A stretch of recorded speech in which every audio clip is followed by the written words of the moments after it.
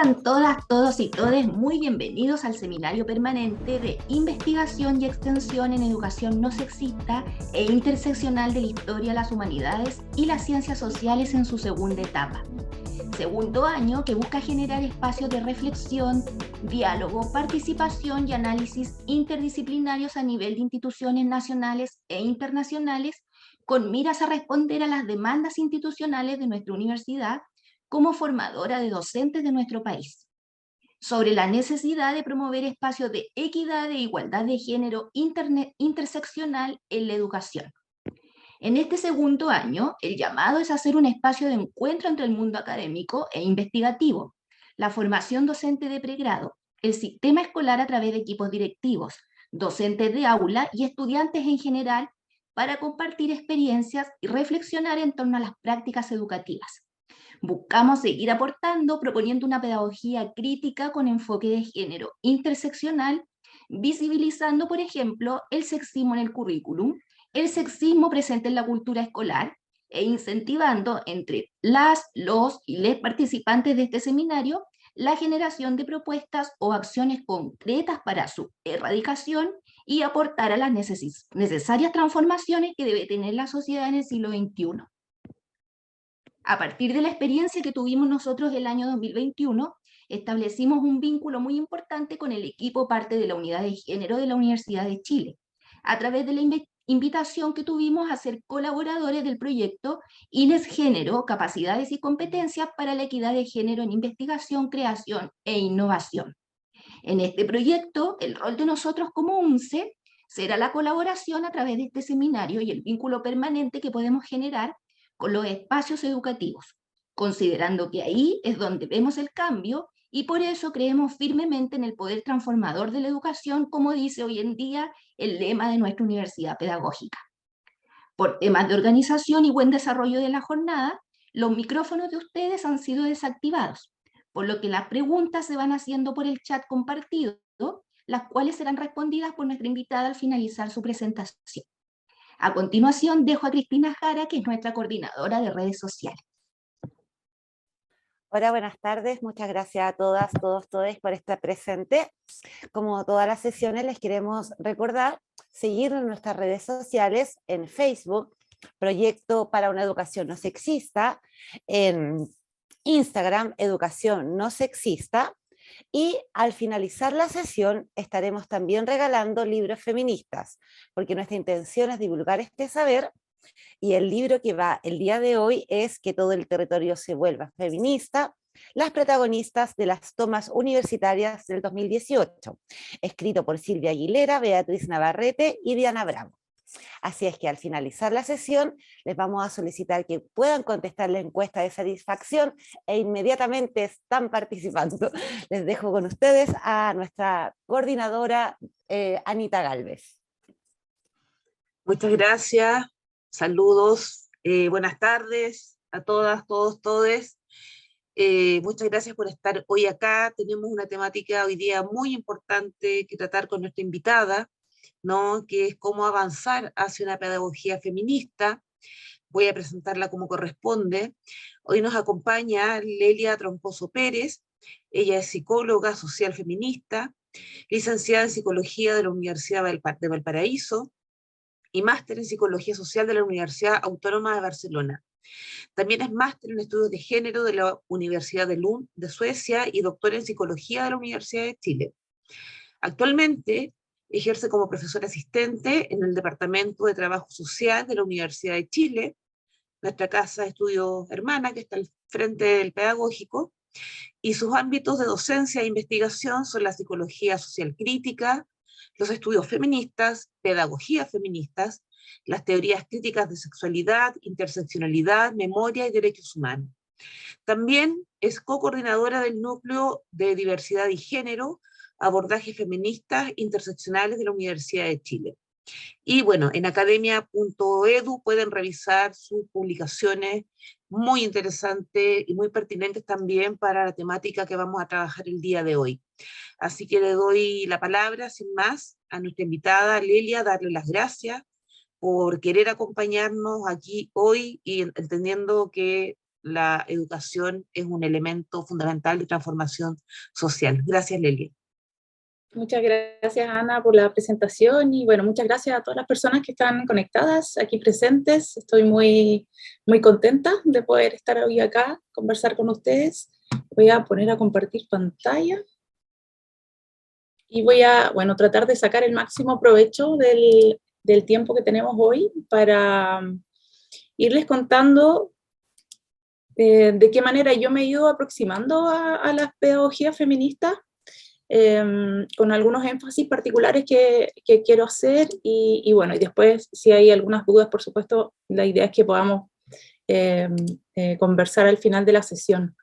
La sesión se llama Desafíos para una pedagogía feminista, y justamente el énfasis que hoy día quiero hacer tiene que ver con los desafíos para que la manera en que pensamos, ¿no?, la pedagogía feminista dialogue también con la complejidad que tiene el campo de los estudios feministas.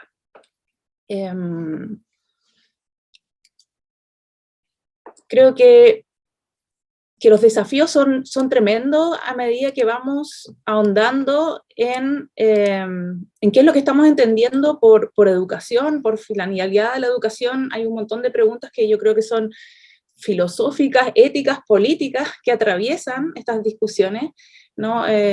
Por un lado, y me gustaría que estas preguntas como que las tuviéramos presentes también a lo largo de la presentación. ¿Qué enseñamos y por qué? ¿No? ¿Cómo enseñamos y por qué? ¿Cómo impacta en nuestro estudiantado y en la comunidad? ¿A quiénes enseñamos? Y yo creo que todo esto tiene que ver, ¿no?, con los contenidos, ¿no?, el currículum, la manera, ¿no?, las relaciones de poder al interior del aula, de qué tipo, qué finalidad tiene esta educación en términos del tipo de estudiantado que queremos, ¿no?, formar, a quiénes enseñamos, cómo se han diversificado nuestros estudiantes, y ahí sobre todo las dimensiones, ¿no?, de género y sexualidades sabemos que están constantemente sujetos, ¿no?, a cambios muy acelerados, y que eso ha generado muchas ansiedades, ¿no?, en el cuerpo docente sobre todo. ¿Qué formas de conocimiento son validadas? ¿Dónde, para qué y para quiénes se imparten estos conocimientos? Estas son preguntas que vienen más vinculadas a las pedagogías decoloniales, ¿no?, que buscan justamente cuestionar los lugares más autorizados epistémicamente para hablar respecto a lo que es válidamente o no considerado un saber relevante, un conocimiento como tal, digamos, conocimientos más o menos importantes, más o menos autorizados. ¿Dónde se construyen, ¿no? Estos saberes son solamente las aulas formales. Podemos pensar la educación reducida a esa aula, por eso también no agregué arriba la imagen de los feminismos populares, para pensar también, ¿no?, los aportes de las pedagogías feministas populares, que justamente no han trabajado necesariamente al interior del espacio de educación formal. ¿Cuál es la finalidad del proceso educativo? Yo creo que estas son preguntas muy profundas, ¿no?, que tienen que ver también con cuestionar la educación neoliberal, ¿no?, aquella educación que ha estado al servicio del mercado, donde muchas veces no hemos pensado una educación que más bien busca insertarnos exitosamente en ciertos mercados laborales.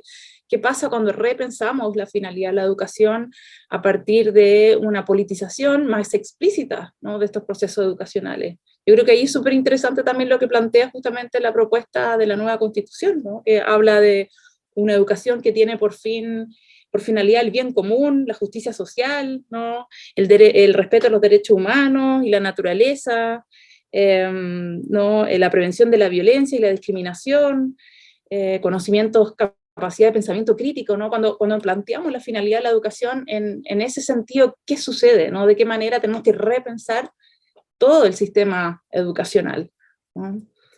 ¿Por qué ha sido tan difícil la incorporación de saberes y prácticas feministas en educación? Esto es una pregunta que a mí me interesa particularmente, porque para mí, que ya hace unos 20 años que me empecé a centrar en el campo de los estudios feministas, es una cuestión relevante porque justamente estamos hablando de un campo de saberes que es internamente muy complejo, pero que ha sido tremendamente desvalorizado al interior de los espacios educacionales formales.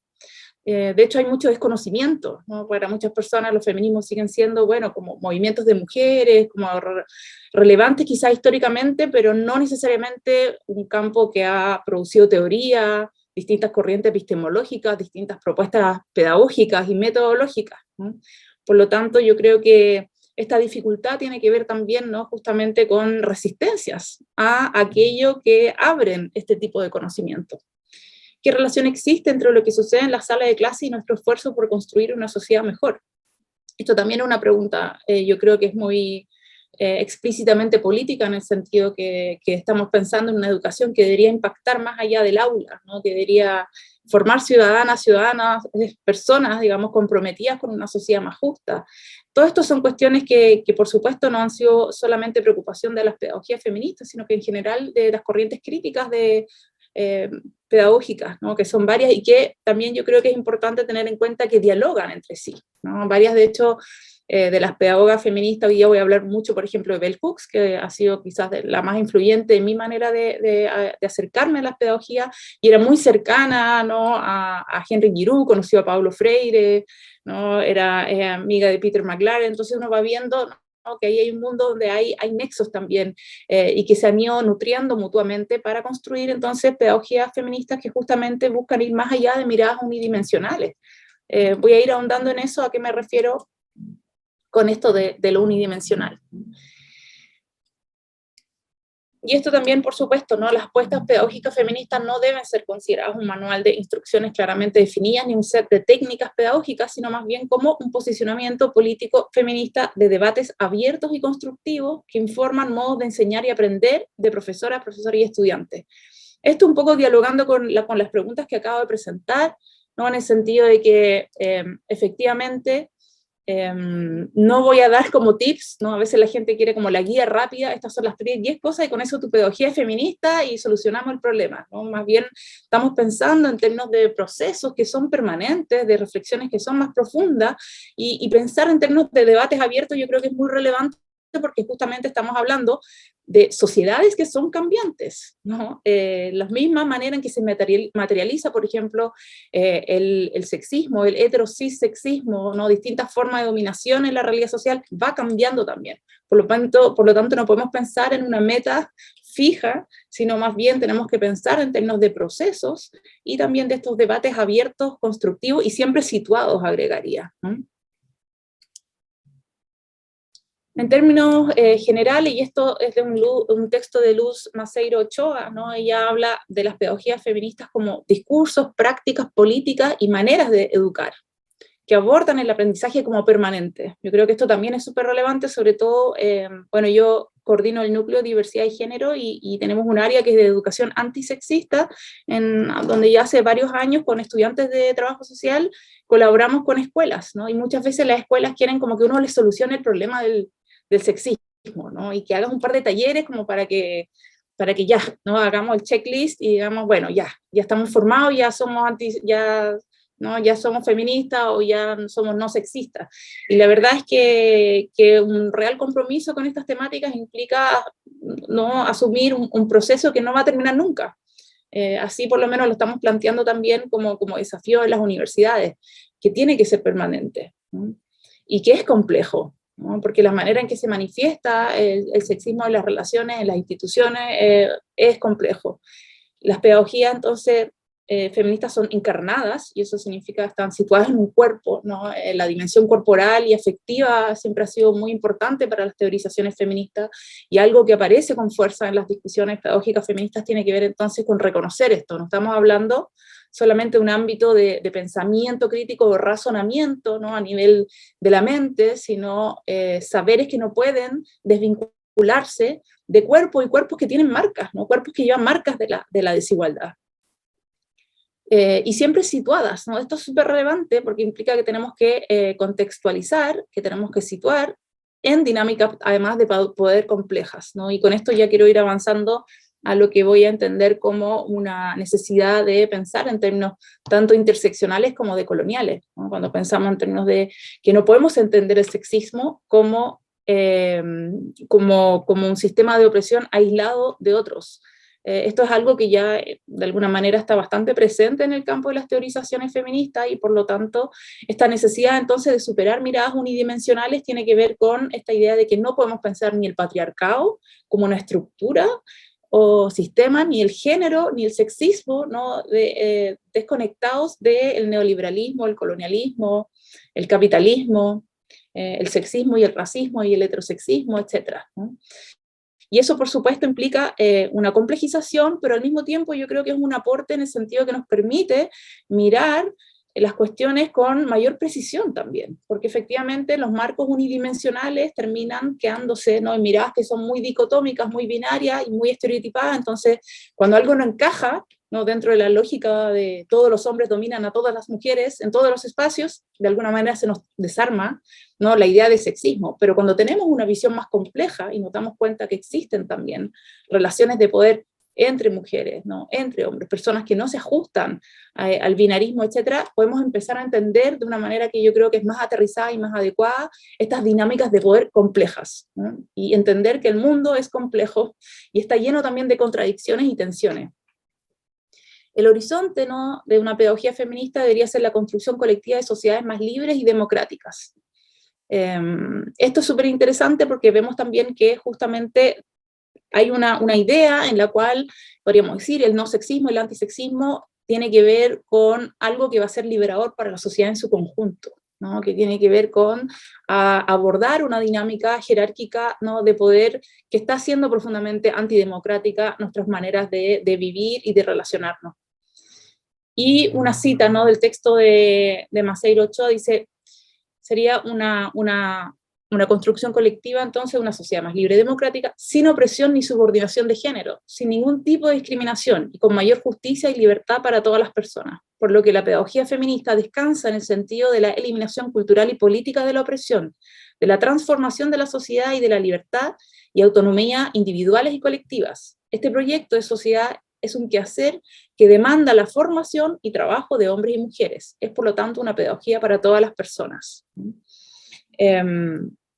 Quería destacar esta cita, sobre todo para enfatizar esto, una pedagogía para todas las personas, y trataría de pensar también más allá de, ¿no?, de este binarismo hombre-mujer, pero que es relevante en términos de que muchas veces cuando se piensa, ¿no?, educación no sexista, estamos pensando solamente, por ejemplo, en niñas y mujeres, o en el sexismo, ¿no?, y no complejizar una visión, ¿no?, en la cual efectivamente podemos empezar a mirar de qué manera este sexismo, ¿no?, este heterosis patriarcado impacta en la sociedad en su conjunto y en distintos grupos y personas, y por supuesto no de la misma manera, ¿no? Y ese no de la misma manera justamente es súper importante de poder entenderlo de manera encarnada, de manera situada, de manera compleja, porque efectivamente hay muchas formas, ¿no?, en que también el sexismo impacta en la vida de jóvenes, en la vida de las personas, ¿no?, de la diversidad y la disidencia sexual, y espero hoy día también ir dando algunos ejemplos que vayan en esa línea.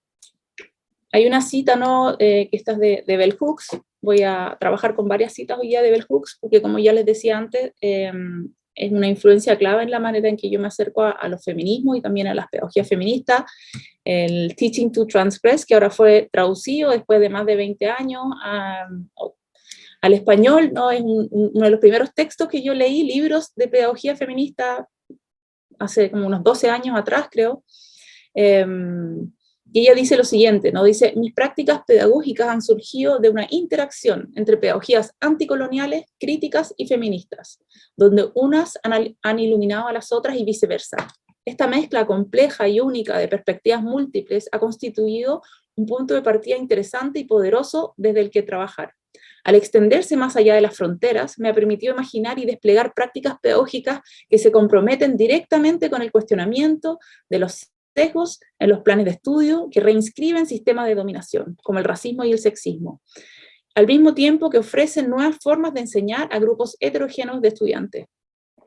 Para mí esta es una invitación también, ¿no?, de pensar que cuando estamos tratando, ¿no?, de nutrir una mirada crítica respecto a lo pedagógico, no pensemos que lo feminista se reduce entonces, ¿no?, a mirar el sexismo y a mirar temas que tienen que ver con mujeres, sino que reconozcamos que en este diálogo crítico, ¿no?, desde las pedagogías queer, anticoloniales, descoloniales, antirracistas, podemos justamente ir complejizando nuestra mirada para tener, ¿no?, como se llama también este seminario, ¿no?, una mirada que sea más interseccional respecto a lo que es la educación no sexista. Y en esa línea, también, ¿no?, son muy coherentes con esta mirada más compleja, lo que se ha llamado también la educación para la justicia social, ¿no? Que justamente retoma en general un marco que es más interseccional y decolonial, y que busca entonces hacer un diálogo entre, ¿no?, las apuestas que son feministas con otras apuestas y otras luchas, digamos, por la liberación, por la emancipación y en contra de los distintos tipos de violencia. Hay un libro que se los recomiendo mucho, si no lo tienen, yo se los puedo compartir, y que además ya tiene varias ediciones, que es el Teaching for Diversity and Social Justice, y que además viene asociado a una página web llena de recursos y talleres, ¿no? Y tiene un marco conceptual y capítulos que van, bueno, primero generando un marco general sobre justicia social y después van ahondando en temas de, ¿no?, racismo, discapacidad, sexismo, heterosexismo y opresión que viven las personas trans, y va tratando de ir complejizando, y al mismo tiempo lo que me gusta es que en las distintas ediciones han ido cambiando cosas y cambiando el lenguaje, dando cuenta de cómo es necesario irse situando en un mundo que ha ido cambiando rápidamente también, ¿no? Y hacen un trabajo también muy potente de contextualización, ¿no? En este caso en el contexto de Estados Unidos, pero que justamente también nos da pistas de cómo tendríamos que contextualizar quizás nosotros estas discusiones en el caso, ¿no?, de Chile o Abya Yala o América del Sur. Lo que plantean en términos de ciertos principios, ¿no?, de lo que busca la educación para la justicia social, es que las personas desarrollen las herramientas analíticas críticas necesarias para comprender las características estructurales de desigualdad social y su propia socialización dentro de los sistemas opresivos. Esto es súper interesante, ¿no?, porque nos da cuenta de dos dimensiones que son claves también, por ejemplo, para los feminismos interseccionales. La dimensión macro, ¿no?, que es la dimensión estructural, y la dimensión experiencial, la dimensión micro, que tiene que ver con cómo nosotras estamos entonces socializados dentro de estos sistemas opresivos. Esta necesidad de poder entender entonces nuestras experiencias cotidianas de inclusión, exclusión, violencia, pero cómo estas se vinculan entonces con estas dinámicas más estructurales. Y esto es súper importante porque nos permite ir más allá de abordajes liberales e individualizantes, que son muy comunes en algunas maneras, ¿no?, donde justamente muchas escuelas lo que han hecho es decir, bueno, lo que tenemos que hacer es cambiar las actitudes, los prejuicios, tenemos que identificar a las personas que son sexistas, como que el sexismo es, ¿no?, un prejuicio personal, una actitud personal, y ahí muchas veces se invisibilizan las dimensiones institucionales, estructurales, y no podemos pensar en términos de cómo cambiamos, ¿no?, de una manera mucho más profunda las instituciones educativas, que desde sus cimientos son profundamente coloniales, neoliberales y heterosexistas, ¿no?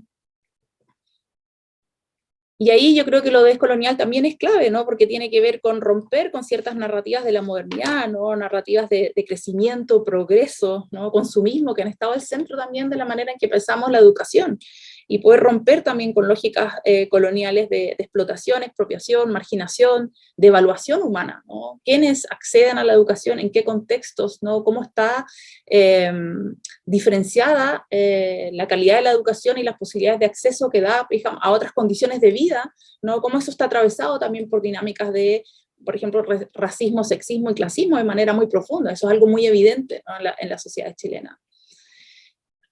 Y para bajarlo un poquito, ¿no?, a las discusiones que se dan en este libro en particular sobre el tema de sexismo, heterosexismo, ¿no? Ellos hablan de la necesidad de formar personas capaces de reconocer el sexismo, el homo, lesbo, trans, odio, el racismo, el capacitismo y otras formas discriminatorias, tanto en sus dimensiones interpersonales como sus manifestaciones institucionales y estructurales, ¿no?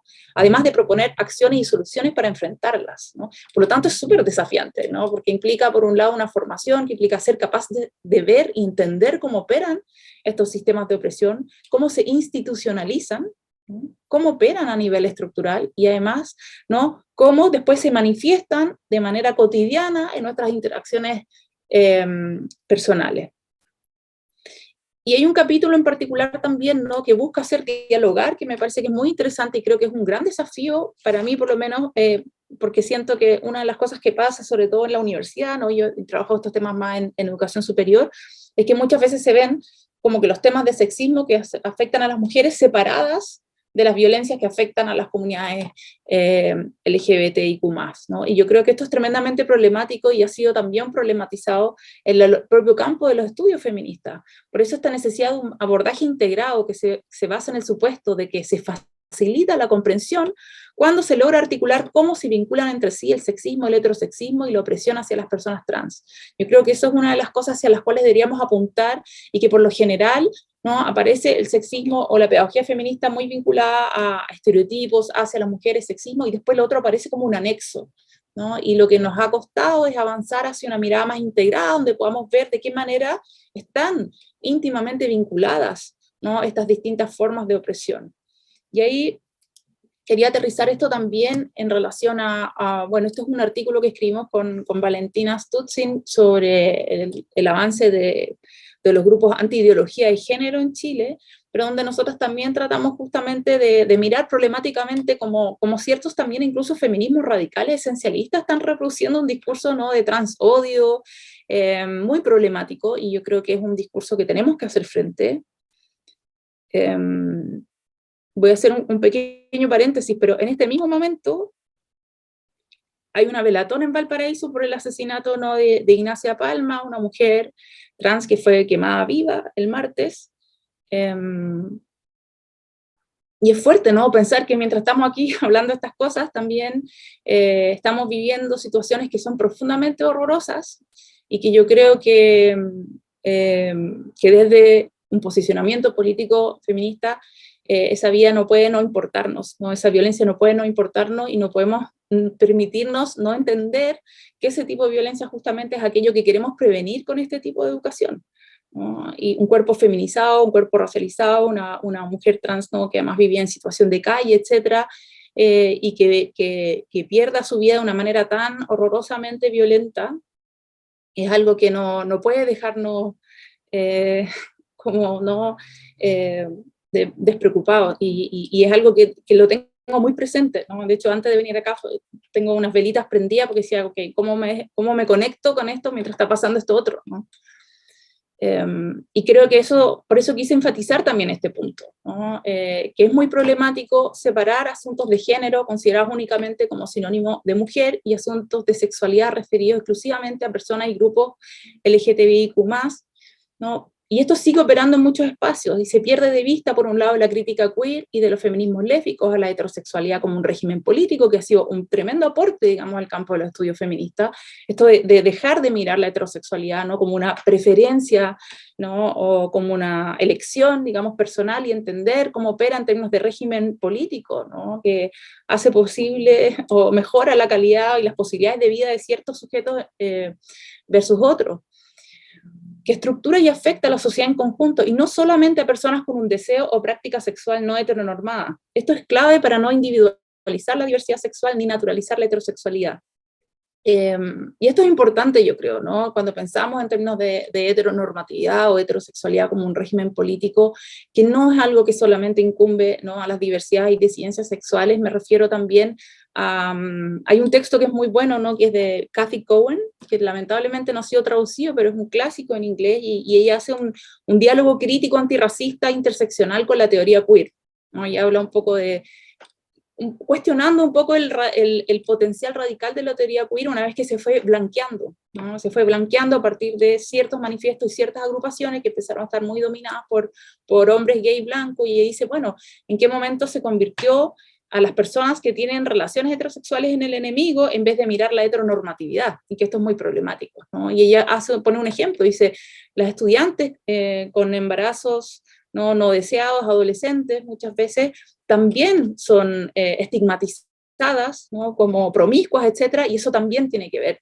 con un impacto de la heteronormatividad en personas que no necesariamente tienen que tener prácticas, ¿no?, con personas del otro sexo, sino que también, digamos, van a ser estigmatizadas y van a ser juzgadas a partir de este mismo sistema heteronormado, ¿no?, que busca más ciertas maneras de relacionarse entre hombres y mujeres. Y es un llamado también que yo creo que es muy importante a la formación de alianzas y coaliciones, ¿no?, entre los feminismos y entre las disidencias y diversidades sexuales, ¿no?, que esta lucha, digamos, por una educación no sexista, yo creo que tiene que ir de la mano, y que en ese encuentro tenemos que justamente ser capaces de ir complejizando la manera en que nos acercamos. Y esto implica al mismo tiempo que no tenemos por qué invisibilizar las particularidades, por ejemplo, del sexismo en la experiencia de ciertas mujeres, pero abrimos y complejizamos el debate, ¿no? Cuando entendemos cómo misoginia, lesbo, homo, transfobia y machismo sexista se refuerzan mutuamente y se relacionan íntimamente. Nosotros sacamos en el 2019 este artículo con Luna Folegati y Valentina Stutz, en donde justamente una de las cosas que nos angustiaba era que las discusiones sobre educación no sexista no dialogaban mucho con la gran riqueza de discusiones que existía tanto en el campo, por ejemplo, de la educación popular feminista, pero también en el campo de las pedagogías críticas feministas, antirracistas, etc. Entonces, a partir de esta idea de pedagogías feministas interseccionales, lo que buscamos es dialogar justamente con los aportes de las pedagogías queer, de las pedagogías decoloniales, antirracistas y feministas, y cómo se pueden ir, digamos, articulando entre sí, cosa que por supuesto ya pasa, ¿no? Hay muchos textos, de hecho el trabajo de Bell Hooks, que ya parten, digamos, de esta articulación. Y voy a ir dando algunos ejemplos que nos permitan ir aterrizando algunas de las ideas que quisimos plantear acá, como un pequeño ejercicio como estado del arte, ¿no? Que nos permite mirar, esto es más que dejar de reproducir estereotipos en el aula, ¿no? Porque había como ciertas discusiones que yo siento que se quedaban con dimensiones que no dejan de ser relevantes, pero que eran muy reduccionistas respecto a un campo de discusiones que además está lleno de desacuerdos, donde no hay una sola manera de pensar, ni la política feminista, ni la práctica pedagógica.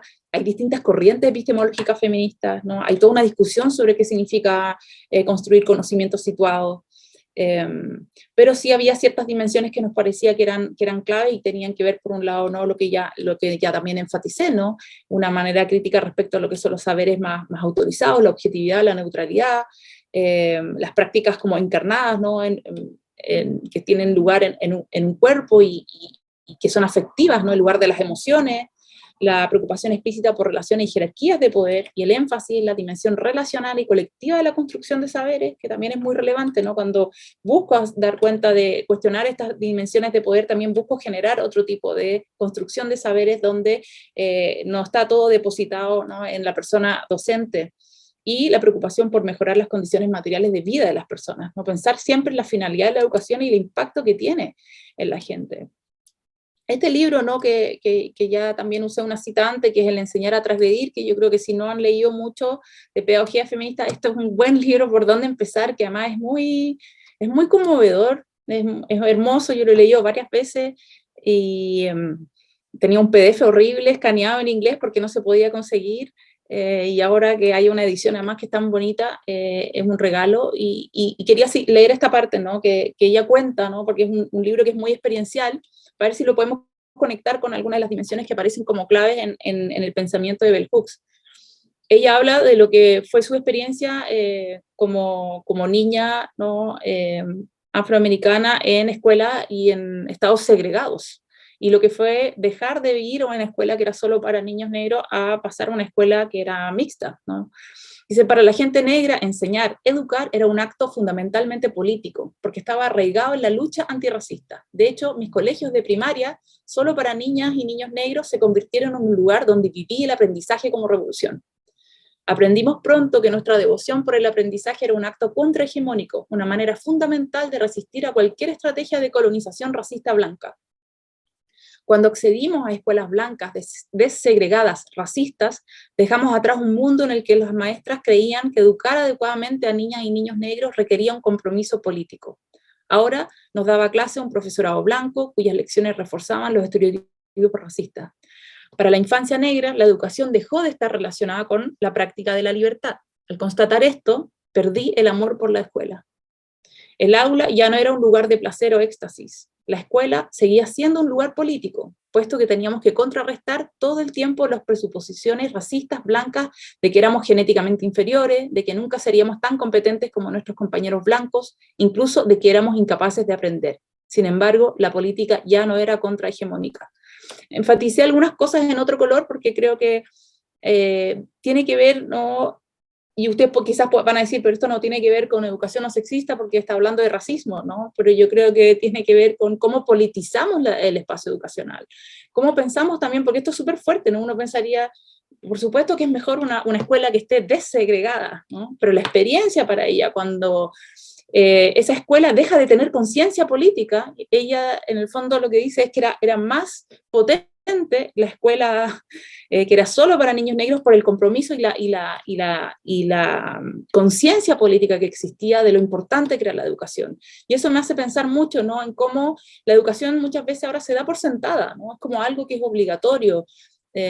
Y hablar del amor por la escuela, ¿no? En la manera en que ella va narrando que ella le generaba éxtasis, emoción, versus ahora escuelas que en general los vemos como espacios que son más bien de agobio, de aburrimiento, donde la pasión no está presente, ¿no? Y Bell Hooks habla mucho de la pasión, y habla mucho del amor, y habla mucho de un espacio, ¿no?, que pueda ser transgresor, ¿no?, que pueda realmente ser parte de la construcción de mundos mejores. Yo creo que eso es algo que a medida que uno va leyendo, este texto va quedando muy claro a partir de múltiples ejemplos que ella da de su propia práctica docente, de su propia experiencia como estudiante en distintos espacios, que eran más o menos revolucionarios, más o menos, ¿no?, excitantes en términos de generar, ¿no?, compromiso y ganas de aprender. Y creo que esta dimensión afectiva, ella la va desarrollando muy bien. Yo por eso pienso mucho, ¿no?, en que necesitamos contrarrestar también la devaluación de la enseñanza, ¿no? Vemos que la misma labor docente está muy devaluada. En la universidad tenemos la carrera docente que vale mucho menos que la carrera, ¿no?, académica. O sea, ahí vamos viendo estas jerarquías que son tremendamente espantosas. Yo veo mucho, no sé, en mi experiencia, en la universidad hay muchos profesores que no les gusta enseñar, ¿no?, que consideran que el aula es algo que no les apasiona particularmente porque quieren investigar, ¿no? Y yo creo que apasionarnos por el espacio del aula es muy importante, y eso no significa que va a ser fácil, ¿no? Sobre todo ahora sabemos en tiempos de pandemia, etcétera, ha sido tremendamente difícil como construir o ser parte de aulas donde por supuesto la responsabilidad no es solo nuestra, ¿no?, porque las aulas dependen también, realmente podemos enseñar una misma clase y con un curso es tremendamente motivante el debate y con otro no, y eso da cuenta de que justamente el aula no se construye en conjunto, es colectivo. Pero ella habla justamente también del placer de enseñar como un acto de resistencia, y eso lo encuentro como muy potente. A mí por lo menos me pegó mucho esa idea de reconocer qué pasa cuando el aula es un lugar donde no hay interés, donde hay apatía, ¿no? Y por qué se han convertido en ese tipo de espacios los lugares educacionales muchas veces, ¿no? Y eso tiene que ver también con esto otro, ¿no?, con este cuestionamiento de las dinámicas de poder. Cuestionar entonces el ejercicio de poder y autoridad en la sala de clase, ¿no? Y siempre todos recordamos, yo creo, algún profesor que, no sé, que disfrutaba humillando a sus estudiantes. Ahí vemos también la dimensión afectiva, ¿no? Y también un cierto goce que incluso se puede asociar al ejercicio de poder y de humillación de un otro, ¿no?, de cómo se van reproduciendo jerarquías en el aula. Yo por lo menos tengo muchos recuerdos de, no sé, de que me sudaban las manos porque me daba miedo hablar en ciertos espacios. No sentía que mi voz estaba autorizada para hablar, a no ser que dijera algo muy brillante, muy correcto, y eso yo creo que es algo que tenemos que ir cambiando, ¿no? Me queda poquito tiempo, así que yo creo que esto ya lo dije, voy a avanzar en algunos puntos. Yo creo que esto también es muy relevante, ¿no?, el rol de la incomodidad y la controversia de las pedagogías feministas, que es un tema que aparece muy discutido, porque justamente sin incomodidad, sin controversia, no habría posibilidad de transformación. Sin embargo, por lo general evitamos la controversia. De hecho, ahora, ¿no?, esto de hablar de educación no sexista tiene que ver también con enfrentar un montón de temores que nos genera hablar de temas que son delicados, ¿no?, y que se vinculan con experiencias concretas, donde hay mucho temor, ¿no?, a ser tildado de discriminador o de una persona machista. Yo creo que pensar cómo abordamos esta necesidad de diálogo, cómo aceptamos también el desacuerdo, cómo abrimos posibilidades de transformación, tiene que ver también con, no sé, yo por ejemplo hago un ejercicio, tengo ciertas láminas que ocupo en las primeras clases que tienen que ver con esto es un espacio en el cual nos vamos a equivocar y vamos a decir que yo quiero que se atrevan a decir las cosas que piensan justamente para que podamos desmenuzarlas, ¿no? Si alguien dice algo racista, algo clasista, algo sexista, bueno, discutámoslo, ¿no? No es que le voy a dar la razón y voy a decir todas las opiniones son bienvenidas, pero démonos la posibilidad de cambiar la manera en que pensamos, porque si no nos atrevemos, ¿no? O si es que lo único que hacemos entonces es humillar al otro, excluirlo, castigarlo, ¿no? Sacarlo del espacio, difícilmente podemos transformar el aula en un espacio de transformación, ¿no? De las formas de discriminación, de violencia, etc. Y eso implica entonces que la disposición a los debates incómodos es clave, ¿no? Eso implica problematizar el posicionamiento de autoridad de quien enseña, permitir que todas las personas se sientan, que puedan hablar, aun cuando sus ideas no estén del todo formadas, ¿no? Yo siempre, por ejemplo, digo, ya, yo soy la profe feminista porque uno tiene también ciertos como, ¿no? como estigmas, por así decirlo, pero eso no significa que para mí, ¿no? La lucha feminista no es también una lucha conmigo misma, ¿no? A mí me interesa, por ejemplo, para mí el antirracismo es algo, una postura que tengo que ir construyendo cotidianamente, no es algo que yo puedo declarar, no es como una consigna que yo puedo declarar como que ya tuviese el problema resuelto. Si vivimos en sociedades que son profundamente sexistas y racistas, significa que constantemente tenemos que estar generando estos cuestionamientos, ¿no? Por lo tanto, yo creo que hay muchas maneras en que ahora estas discusiones lamentablemente han entrado con, bueno, se habla mucho en interseccionalidad de las olimpiadas de la opresión, ¿no? Como que se ha malinterpretado lo interseccional y ahora parece que, ¿no? Los grupos más oprimidos tienen más derecho para hablar y callar a otros y como que se instalan dinámicas de poder que van en contra de lo que sería realmente una conciencia más crítica y compleja de estas dinámicas de poder, ¿no?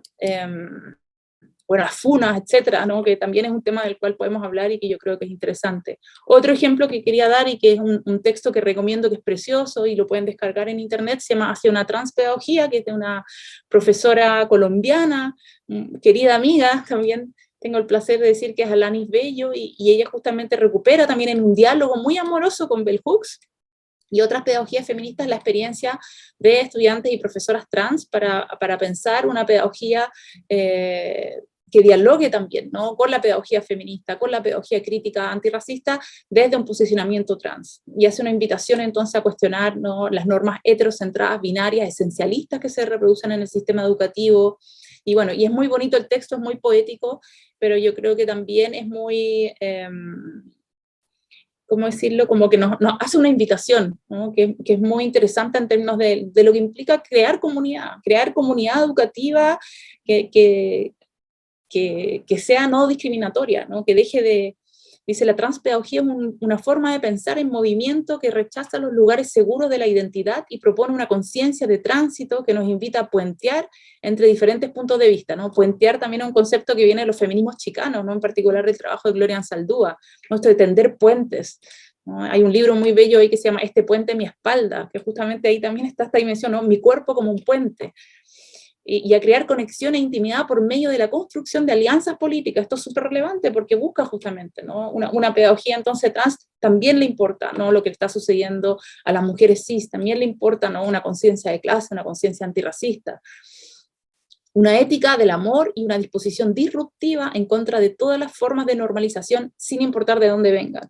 Creo que esto es un posicionamiento realmente que a mí me hace también una invitación para dejar de pensar que una pedagogía trans, por ejemplo, es relevante solo para las personas trans, ¿no? O que vamos a leer a Bell Hooks solo si es que tenemos estudiantes migrantes, porque tiene que estar el componente de la negritud. Yo creo que hay que empezar a romper con esas visiones para que realmente podamos entender de qué estamos hablando cuando pensamos en términos de interseccionalidad, ¿no? Y de que estos distintos sistemas de dominación sí impactan en la vida de todas las personas, ¿no? Que una pedagogía antirracista no es solo relevante si tenemos estudiantes migrantes o estudiantes mapuche o estudiantes haitianos, ¿no? Sino que debería ser, porque también el racismo ha configurado nuestras vidas, nuestras experiencias, nuestras posibilidades de privilegio, etcétera, en distintos espacios. Y es importante, digamos, poder tener conciencia de aquello. Y con esto ya cierro, ¿no? Me gusta mucho ese mural que dice la resistencia no es solo aguantar, sino construir algo nuevo. Y yo creo que ese es el gran desafío, porque tenemos que materializar una pedagogía feminista, una educación no sexista que todavía no existe. Todavía no existe, o tenemos pequeños destellos, ¿no? Y que tampoco tiene un horizonte que es completamente claro, sino que es algo que tenemos que ir construyendo colectivamente. Y las posibilidades de esa construcción van a depender de múltiples factores, ¿no? Porque siempre, como les enfatizaba al principio, y eso es algo súper clave para los saberes feministas, es lo situado. No podemos hablar de sexismo en abstracto, no podemos hablar de género en abstracto, ¿no? Tenemos que hablar cómo se constituyen, ¿no?, las relaciones sexistas, cómo se constituye el género en contextos, en relaciones determinadas, y ese es el gran desafío. Ahora solemos hablar de cuestiones en abstracto, y cuando las deshistorizamos, descontextualizamos, bueno, ustedes, yo creo que la gente lo usa, porque acá estamos hablando de geografía, de historia, ¿no? Ustedes tienen, yo creo, esa mirada quizás más incorporada que algunas personas en ciencias sociales, que a veces tendemos a descontextualizar. Cuando hablamos en abstracto, difícilmente podemos entender cómo efectivamente se materializan estos sistemas de opresión. Esto es algo que también, ¿no?, planteamos en el artículo, y con esto ya cierro. Dice: para las pedagogías feministas interseccionales, la finalidad de los procesos educacionales es promover procesos liberadores que apuntan a visibilizar, problematizar y transformar las desigualdades sociales, tomando en cuenta tanto la dimensión estructural de estos como los modos en los cuales se materializan en experiencias concretas y situadas de privilegios y opresiones. Comparten un compromiso por generar cambios que mejoren las vidas concretas y materiales de las personas. No se trata solamente de posibilitar debates y reflexiones, sino de cambiar los modos de entender y materializar el mundo.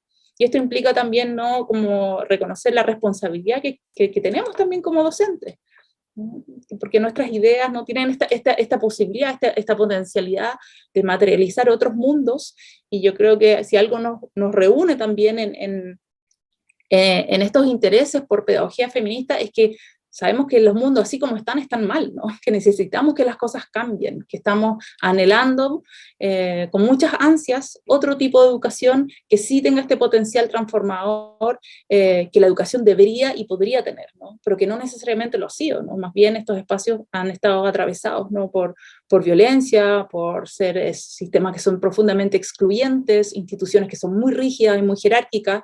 Por lo tanto, los desafíos son tremendos, ¿no? Pero eso implica, yo creo, que a medida que podamos tener una mirada también más amplia, más compleja, quizás se nos abren más posibilidades de cómo podemos ir avanzando, ¿no? No hay que pensar que eso entonces significa que tengo que hacerlo todo o nada, sino más bien puede, creo que, abrir más luces y más posibilidades de cómo ir avanzando hacia una educación que sea realmente liberadora en términos de una justicia social más amplia y compleja. Sí. Ya, Lelia, espectacular presentación, muy clara, y también nos deja mucho para pensar, ¿no? Porque claramente, justamente, cuando formulamos como equipo el Seminario de Educación No Sexista, lo pensamos desde la interseccionalidad, ¿no? Justamente porque no podemos mirar solamente el sexismo y no cómo está atravesado e interseccionado por estos otros tipos de violencias, opresiones, etcétera. Y justamente como tú decías, no solamente pensando en que sí, tengo una escuela multicultural, ¿no?, porque tengo niños y niñas inmigrantes, o tengo escuela con niñas o niñas trans, ¿no? Es también cuestionar cómo se nos ha educado socialmente y cómo se nos ha enseñado a pensar, por ejemplo, que Chile es una sola nación, que es homogénea política, racialmente, ¿no?, y es absolutamente heteronormada. Y eso ha sido un problema de la construcción histórica del Estado-Nación, cómo hemos construido la idea de Estado-Nación en Chile. Y eso es lo que estamos tratando de deconstruir en los estudiantes de historia, por lo menos en el pedagógico, ¿no? Estamos trabajando como desde ahí también, ¿no?, de tratar de desinstalar estas ideas de única nación, único pueblo, única raza, ¿no?, esta homogeneidad que en teoría nos uniría, pero que en realidad sabemos, como tú bien dices, que en la práctica, en la experiencia histórica, en la vida de las personas, esto no ocurre, ¿no? Es solamente un discurso. Voy a leer algunos comentarios y preguntas que han dejado acá. Y a mí la pregunta, ¿cómo se llama la autora que mencionaste hace unos minutos? Que dice, creo que se apellida Bauer.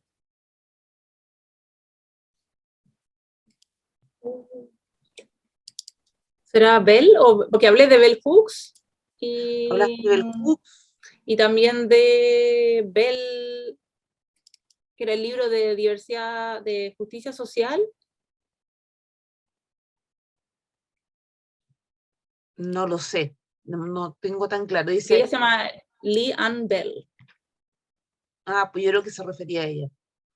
Es Sí. el de Teaching Diversity and Social Justice, que es un grupo ahí de personas que... Y yo ahí les dejé el link, además, para que pudieran acceder ahí al texto y a la página y todo. Profesor Jo nos pide que por favor recuerde que responde a la encuesta. Y Matías nos pregunta, dice, soy estudiante de pedagogía en castellano.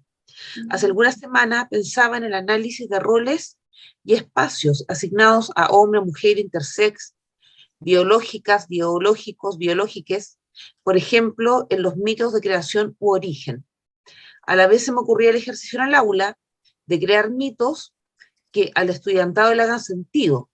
Por ejemplo, se me ocurre que la primera piedra de tope en esta clase de ejercicios son los tutores, los mapadres, apoderades, porque mitos como el Génesis se caen a pedazos rápidamente sin mucha posibilidad de rescate.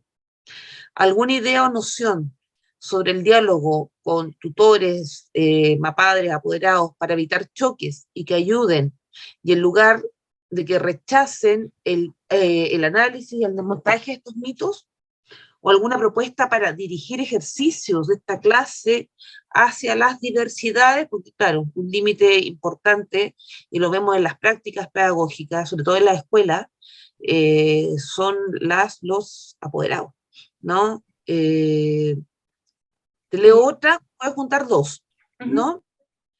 Te dejo esa, que es con respecto a cómo intervenir con las y los apoderados para poder insertar estos discursos y prácticas pedagógicas feministas.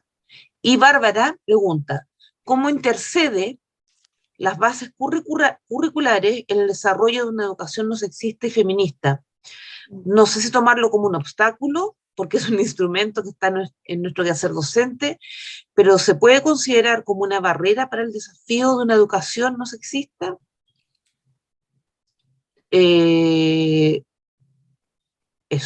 Eso por ahora.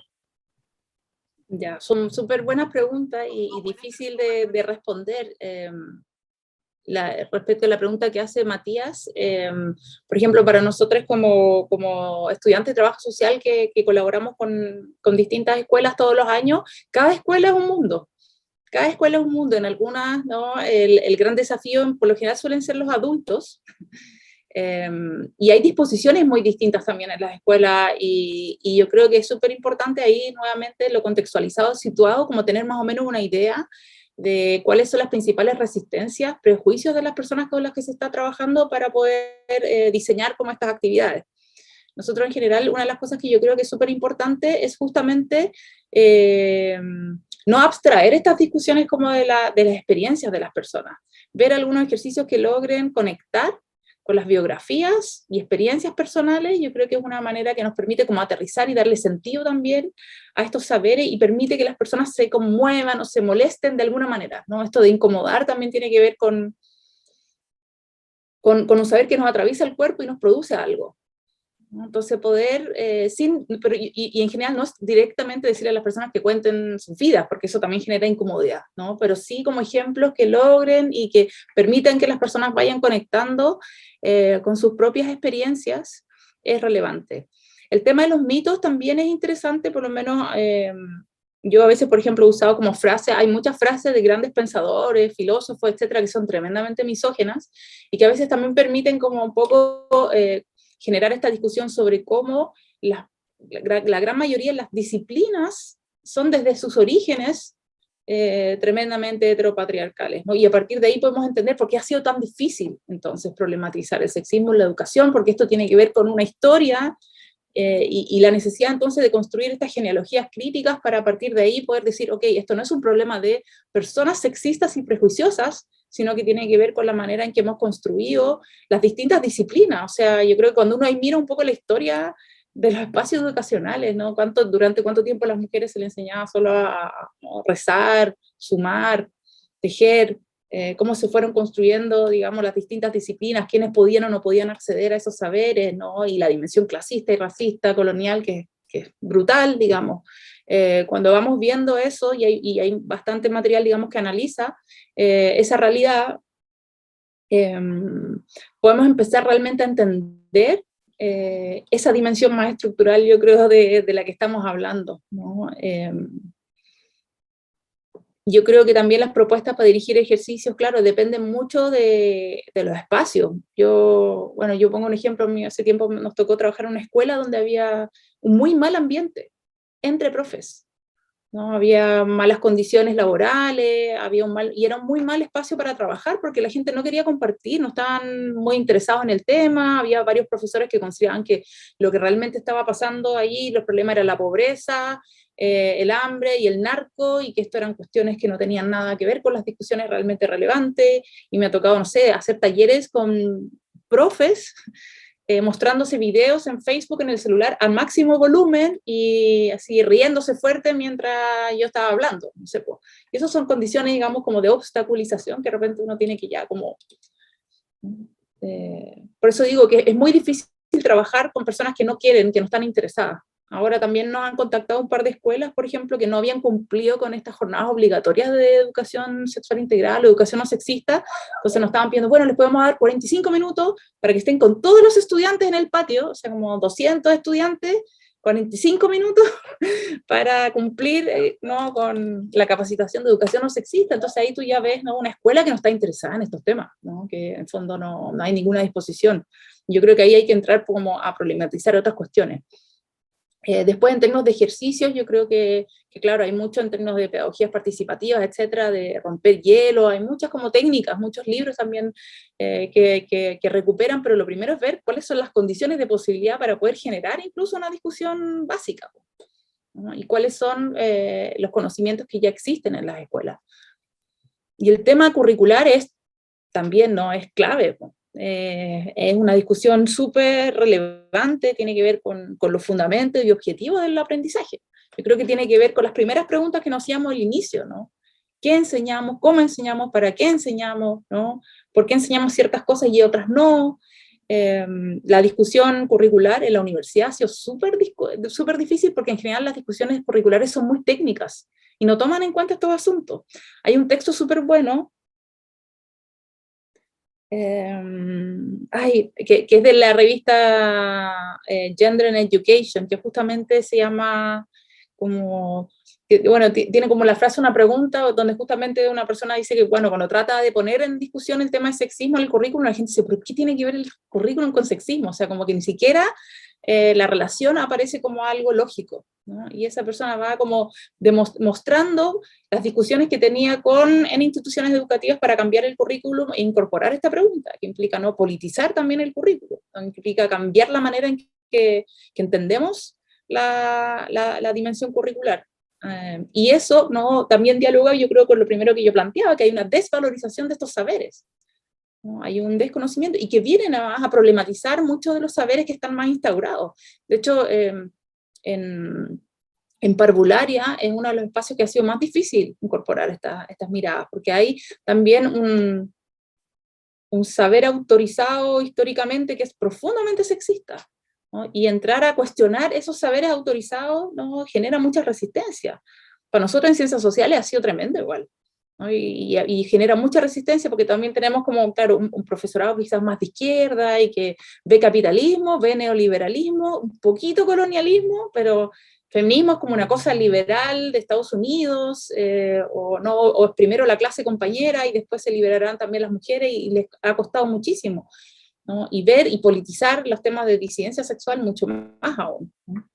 Pero a medida que uno va avanzando, yo creo que o va logrando justamente también hacer una crítica, porque yo en general trabajo también desde una mirada crítica a los feminismos liberales y también a ciertas corrientes radicales que considero que son esencialistas, ¿no? Y eso implica también tener esa mirada crítica respecto a los propios feminismos. En general, las perspectivas feministas que entran con mayor facilidad en las instituciones son las más liberales, que tienden a individualizar, ¿no? Entonces, a no mirar la dimensión histórica, a no mirar la dimensión institucional y estructural, sino pensar solamente en individuos prejuiciosos, ¿no?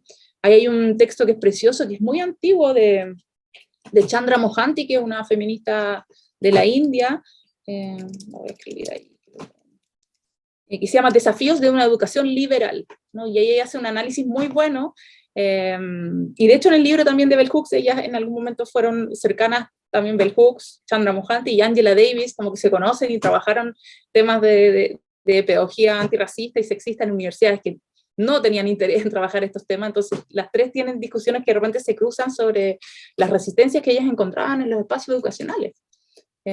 Y este texto de Chandra Mohanty es muy interesante porque justamente muestra cómo se tiende a individualizar y psicologizar, ¿no? Entonces queremos apuntar con el dedo a la persona que es sexista, ¿no? Y si hacemos eso, también estamos asumiendo entonces como que hubiese personas que podemos completamente posicionarnos por fuera de esa dinámica de poder, y yo creo que eso es una manera inadecuada de abordar este tema, ¿no? Y que cae también en estas lógicas más punitivas, ¿no? En las cuales estamos muy entrampados, yo creo, ahora. Gracias, Lelia. Sí, con respecto a lo último, la dimensión curricular, yo siento que es una piedra de tope, pero que tiene fallas en la Matrix, por decirlo de alguna forma, donde una puede ingresar, ¿no? Y plantear temáticas, actividades, ¿no? Con las estudiantes de Historia y Geografía en un seminario de título, con Francisca Soto y Javiera Rojas, analizamos la presencia en los textos de historia que usan los estudiantes de tercero y cuarto medio, la presencia de mujeres o temáticas femeninas, ¿no? Estoy hablando de libros de 250, 300 páginas, y alrededor del 3% del contenido de todos los libros tenía temáticas femeninas o feministas o de mujeres destacadas, ¿no? Pero como estos agregados a, ¿no? Bueno, esta es la historia, y también las mujeres hicieron esto, ¿no? Entonces, bueno, ahí encontrar por dónde entrar. Por eso yo también siento que es fundamental lo que se está discutiendo actualmente para la nueva constitución, de esta nueva forma de pensar la educación, esta nueva forma de pensar los sistemas educativos, estas nuevas formas de pensar los sistemas escolares y de pensar los currículum, ¿no? Como ejes transformadores también de la sociedad. Justamente como tú dices, no son personas aisladas que son machistas, que son sexistas, hay una estructura, ¿no? Y lo que siento que viene a plantear este nuevo modelo educativo que está plasmado en la nueva propuesta constitucional es la forma de modificar esta estructura, que yo siento que es muy, muy relevante. Francisca pregunta: hola, soy profe de aula y tengo la siguiente duda. ¿Educación no sexista sería entonces una pedagogía pensada desde el feminismo, con enfoque de género, no colonialista, antirracista, entre otros?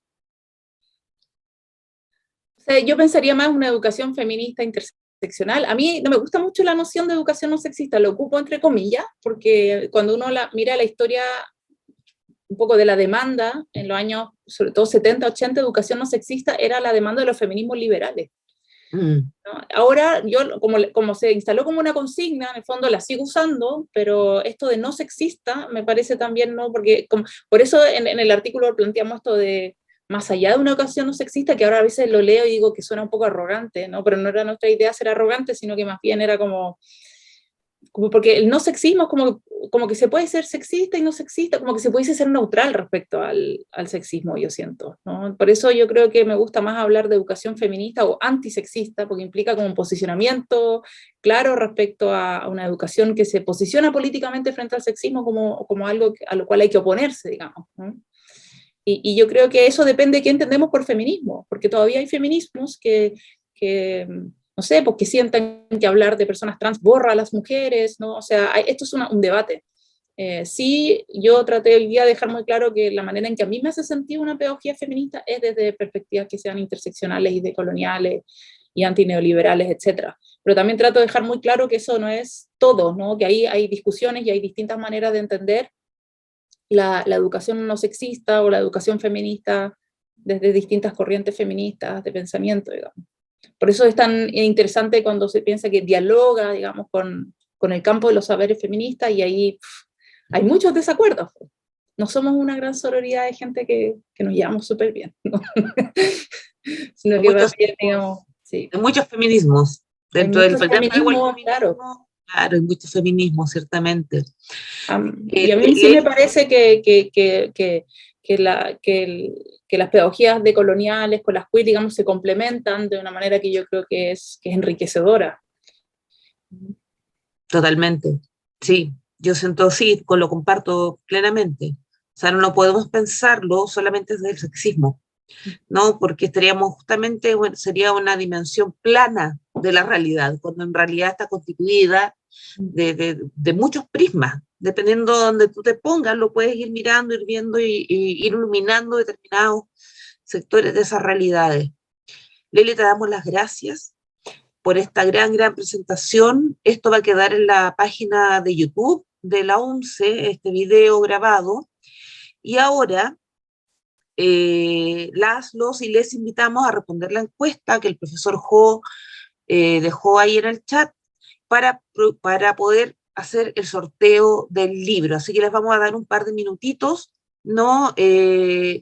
Para que respondan la encuesta. Y no sé, Lelia, si quieres dar algunas palabras al cierre mientras tanto. No solo que fui dejando en el chat también la referencia de los textos que nombré, y al principio de la presentación igual estaba mi correo, si alguien quiere que le mande alguno de los textos. Tengo casi todo digitalizado. Ahí dejo mi correo, que es lelia.troncoso, no Leila, porque la gente me dice Leila, pero para mandarme un mail tienen que escribir bien mi nombre, si no, no me llega. Y ahí yo les puedo compartir, y tengo hartas también carpetas Dropbox que me gusta como organizar temáticamente los temas, que yo feliz las comparto y que circulen. Sería genial. Muchas gracias. Así que bueno, las invitamos a que contesten la encuesta, y recordamos que nuestra próxima sesión es el 25 de agosto con otra también querida amiga y conocida de la casa, Ana Luisa Muñoz. Las voy a anotar acá, sí, ya, excelente. Ana Luisa Muñoz, que nos va a hablar, estoy mirando acá mi calendario, estrategias curriculares para una pedagogía feminista. Ahí vamos a resolver temas que quedaron como abiertos hoy día, ¿no? Con respecto al currículum, etcétera. Así que ahí Ana Luisa nos va a estar hablando de estrategias curriculares, ¿no? Si pueden mandar nuevamente el link de la encuesta, pide por favor, Juan.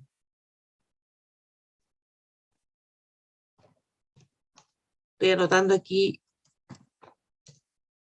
Ahí lo mandó de nuevo el profesor Jo. Ahí está el link de la encuesta para que lo contesten. Y bueno, la encuesta nos sirve a nosotros como insumo, a nosotros del equipo como insumo, para ir haciendo las planificaciones, para ir también, para que ustedes lo sepan, el objetivo de este seminario es proponer a la Universidad Pedagógica, a la UNCE, estándares también para una educación no sexista, interseccional, transversal a todas las carreras de pedagogía. Así que por eso es muy importante todo lo que ustedes nos puedan aportar en la encuesta. Aquí sigo anotando.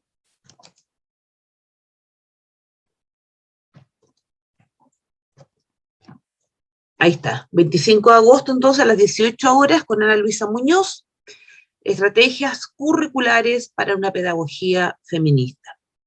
Quedan todas, todos y todes invitados para el 25 de agosto, nos volvemos a ver acá, y sin duda, bueno, siempre hemos tenido grandes invitadas, siempre, todas muy generosas además, y agradecemos mucho eso de compartir sus conocimientos, sobre todo porque sabemos que tenemos entre el público, entre los asistentes y les asistentes, muchos estudiantes en formación inicial docente. Y creemos que instalar estas temáticas en la formación inicial docente, antes que lleguemos a las escuelas, ¿no?, a ejercer la docencia, es fundamental. Es fundamental para poder ir generando los cambios en los que estamos pensando a futuro, ¿no? Y sobre todo también pensando en la diversidad de nuestro propio estudiantado, en la diversidad de nuestros y nuestros estudiantes, ¿no? Donde, claro, esta heteronormatividad también opera en la universidad, pero vemos cómo justamente estos moldes se han ido resquebrajando, por suerte, con el tiempo, y cada vez tenemos más presencia de diversidad dentro de las aulas de formación inicial docente. Para nosotros es muy relevante también que también estas futuras y futuros y futuros profesores sientan también que tienen un espacio y que tienen también un aparataje epistémico para entender también, ¿no? Lo que pasa en su escuela, lo que pasa a ellos mismos como docentes, etcétera. Que pone, Cristina Jara pone, ejemplo de un objetivo de aprendizaje de sexo básico, a propósito de lo que habló Anita de los protestistas. Investigar sobre algunos aspectos culturales del siglo XIX, como los avances en educación y la fundación de instituciones, el aporte de intelectuales y científicos nacionales, por ejemplo, Diego Barros Arana, Benjamín Vicuña Maquena, José Victorino Lastarria, y por ejemplo, Andrés Bello, Claudio Gay, Charles Darwin, María Graham, las primeras mujeres en obtener títulos universitarios y el impacto en la sociedad con la llegada del ferrocarril y otros avances tecnológicos, entre otros. Claro, como justamente, como eran espacios tremendamente sacralizados, ¿no? Todo lo que tenía que ver con la modernidad, modernización, lo científico. Yo estoy ahora en un proyecto Fondesit, justamente sobre las violencias epistémicas del siglo XIX, la construcción científica sobre las mujeres. Cómo a partir de las teorías darwinistas, la inferioridad femenina pasa de ser religiosa a ser otra verdad que es científica, y cómo nuestro cerebro era inferior, nuestra forma de pensar era inferior, nuestro carácter era inferior, y ni hablar de las diversidades, ¿no? Ni de las disidencias, simplemente eran considerados delitos, ¿no? El Código Penal está la sodomía era un delito, ciertamente. Profesor Jo, no sé si estamos listos para hacer el sorteo. Sí, sí. Comenzamos el sorteo. Agradecemos a todos, todas y todes su participación en el seminario y, bueno, como también ya es costumbre, lo que nosotros vamos a hacer es, dentro de lo que es la base de datos que ustedes se han inscrito a través de lo que es nuestra encuesta, sortearlo virtualmente. Voy a copiar los nombres de cada uno de ustedes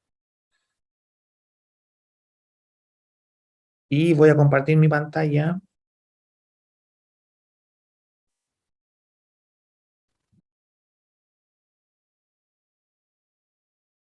Y antes que Jorge nos lleve y nos muestre el sorteo, la Isidora es la que nos va a contar cuál es el libro que vamos a sortear en la jornada de hoy día. Y buenas tardes a todas, todos y todes. El día de hoy vamos a sortear el libro de Que todo el territorio se vuelva feminista, las tomas universitarias del 2018 de las autoras Silvia Aguilera, Beatriz Navarro y Diana Bravo. Las instrucciones son que la persona que ahora salga ganadora, vamos a dejar esto en un sobrecito en estampillas, la sala de estampillas, y ustedes tienen aproximadamente hasta el martes para ir a buscarlo. Ojalá lo antes posible que se pueda, porque si no se puede perder el libro y va a quedar mucho tiempo ahí. Y en verdad es un premio súper valioso en la formación de futuros docentes, en docentes que ya están ejerciendo y en personas que les interese la historia, la educación y el feminismo en todas sus áreas.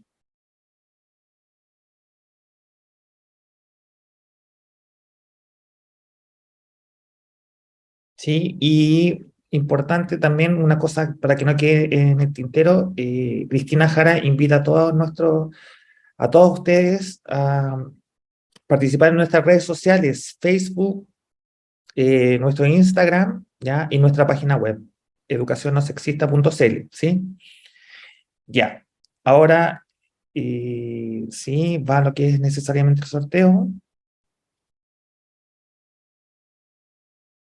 Número de premios, bueno, ustedes pueden saber que esta página está libre, ya el algoritmo nosotros no lo conocemos, pero sabemos que es bastante objetivo dentro de lo que es el desarrollo del sorteo.